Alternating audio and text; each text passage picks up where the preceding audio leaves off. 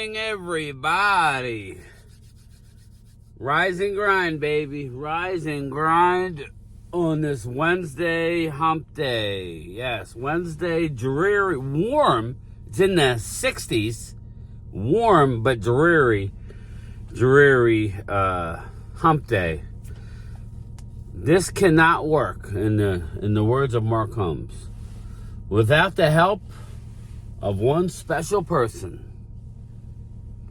The liquid gold, baby. Without the help of the liquid gold, this literally does not work. Let me take a hit.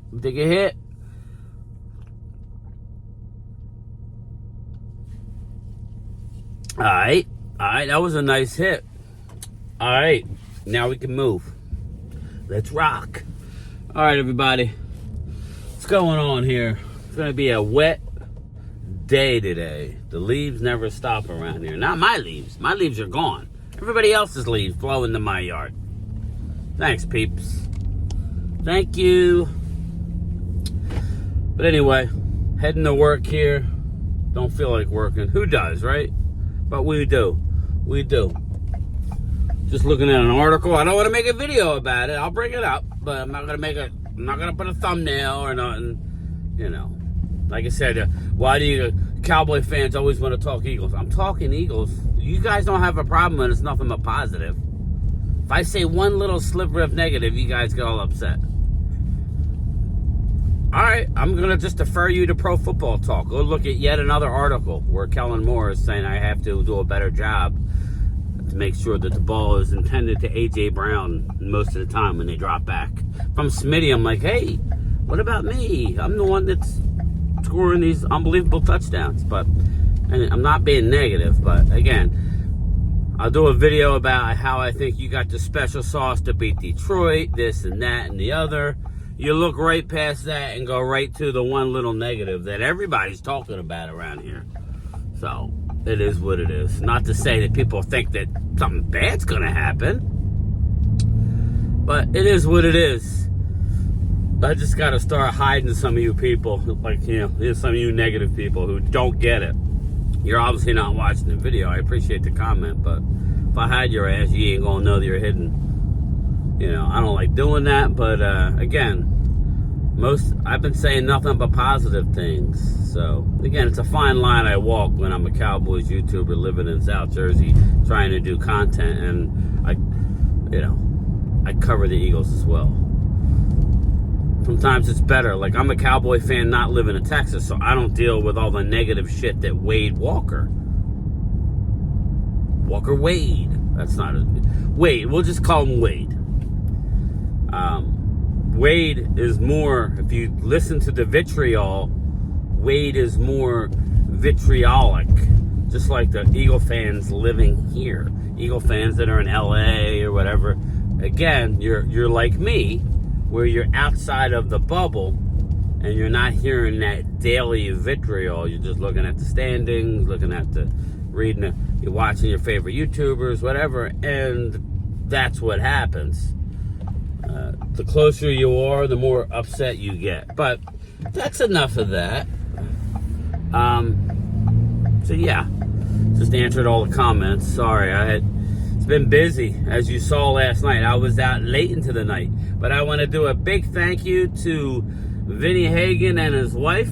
Yes, the chocolates are phenomenal. They are phenomenal, bro. I know I've had a few of each. Last night I didn't eat a big dinner. I came home. I wasn't really hungry, but after a while, I came home actually and fell asleep in a recliner for a little while. Woke up and opened said chocolates.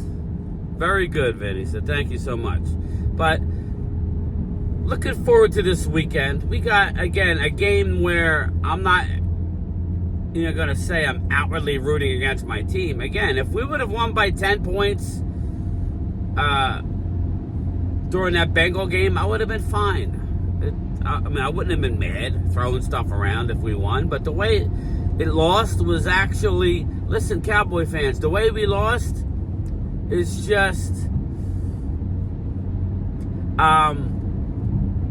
the way we lost was poetic justice of how this season has gone. I could care less about the loss. Only that it assures us maybe a top 10 pick. I still say we end up outside the top 10, but not far outside. And you want to be right about 8 to, well, you're not going to get 8. There's a lot of bad teams. 9 to 12 is where I think we're going to fall. That's where you want to fall. Outside of 12, it's like, there's no, like some people have said, there's not even 15 first round graded players this year. So if you're picking outside of 15, now they may not take like the teams ahead of you may not take a guy who's first round grade. They just like the upside. That happens all the time. But this year is real bad for first round graded talent. So if you're drafting in the 20s, the only advantage is you get that 5th-year option because there's not 20 first-round players this year. There just isn't. A lot of risk, a lot of upside, and boom or bust. This draft is a lot of boom or bust. So that's all I care about with the Cowboys right now is, I saw that Ashton Genty was on the podcast, Micah Parsons' podcast yesterday. And I want to talk about Micah. There are other running backs that I love in this draft that I think would be Amarion Hampton out of North Carolina. There's a few out there that I don't need to jump for Genty, especially how the running backs don't last long the more touches you get. Normally, when you draft high in the first round, you don't want to be able to get a guy where after your 5th-year option, you don't want to resign. You want to be able to hypothetically think, well, I'm going to draft this guy in the first round, and he's going to be around for 10 years. That's what you want. So, we'll see. But anyway, Micah Parsons, he can't win, people. Micah Parsons cannot win. I'm glad you stayed till this point, the 7-minute mark to hear, because I'm going to make this the thumbnail. Micah Parsons is damned if he does and damned if he doesn't. People don't want to look at stats yet when it comes to Micah Parsons. Now, I'm waiting for I haven't looked this morning. He didn't have a sack in a game. But again, like I've told you before, more important than sacks, far too often the guy that's double and triple teamed doesn't get the sack, and it allows a guy lined up on the other side or near him to get the sack. It's more about, like, the quarterback pressures, you can't go wrong. If you look at it up, as long as you're getting to the quarterback and pressuring the quarterback, that's what's important. And far and away, Micah is killing it. Now, I hadn't seen the numbers, but I know he was in Burrow's face. What makes Joe Burrow so great, people, is number one, his pocket presence. He gets the ball so unbelievably fast out because the Bengals' offensive line is bad.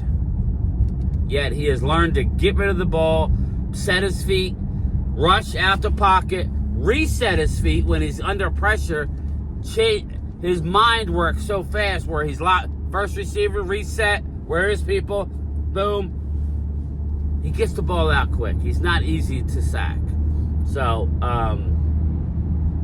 but Micah Parsons, if he would have stayed on the field, right, took off his jersey, did a jersey swap with Joe Burrow or Jamar Chase or the defensive end, whoever, right, T. Higgins, if he was yucking it up on the sideline after the game, some of you hypocrites out there would have got pissed off and said, oh, what's he doing? He's an old school player, okay? Micah, sorry, that's how I would be.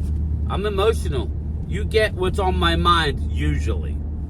That's the one thing you could rest assured when you're watching me. If I'm upset, you're going to know it. I'm not playing poker, right? I'm not playing poker, people. What you see is what you get normally. I can play poker. I can put on a poker face.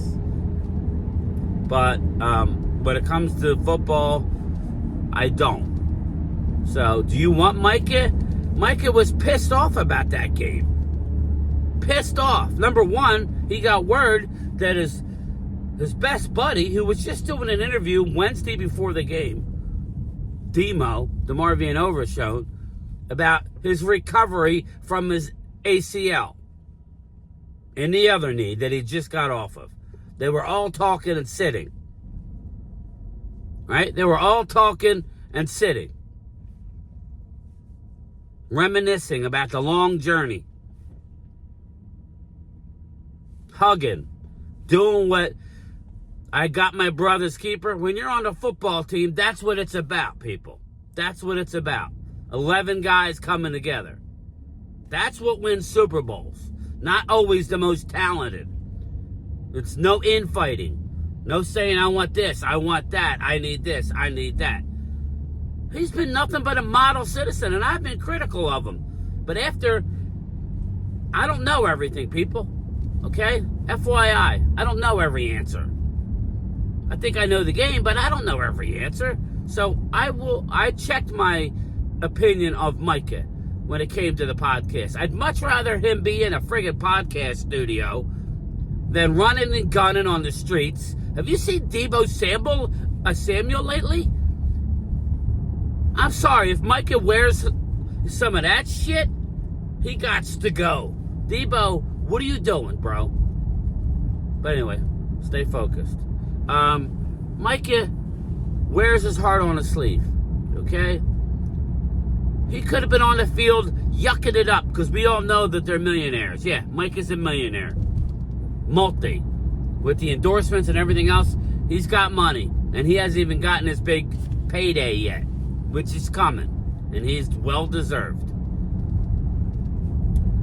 You know, but he was just talking to Demo on Wednesday, saying, we're proud of you, because they see what he's doing. DeMarvion Overshown, his first year in the NFL, on the field. Last year, he wasn't on the field. Where was he? He tore his ACL in the first preseason game. In the other knee.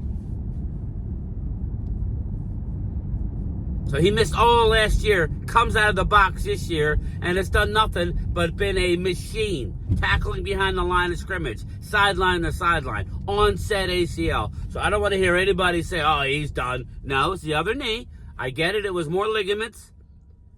He probably ain't going to play next year unless we do a late run, a long playoff run, and I don't even see. If we're that good, why would you do that? You saw what happened to Jonathan Brooks.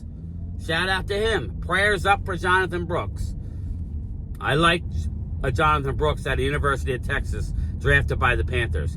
It breaks my heart for these young guys. And anybody that comes in my chat, I'm taking receipts. I know what you said, Jermaine. I know what you said. I know what you said. I saw it. You're not welcome to my channel if you're going to wish ill will towards players. Sorry. Take that shit to Philly 500's channel. Or take it to somebody else. You guys can yuck it up. I don't even think Philly 500 would go for that. But he hates Dallas, so he probably would. He probably would. Not cool. You Cowboy fans could cry your injuries to sleep. Oh, okay. I got you. Shame on you, sir. I feel sorry for people who have to be that rude in comments on live streams. That's absolutely ridiculous. Demo's done nothing to you. I've done nothing to you. We haven't won a Super Bowl. Now get it. You've only got one yourself, Jermaine. You've had more playoff success, but again, and now we'll have one Eagle fan or two, Drew, who'll listen to this whole thing and then point out this thing. That's what happens.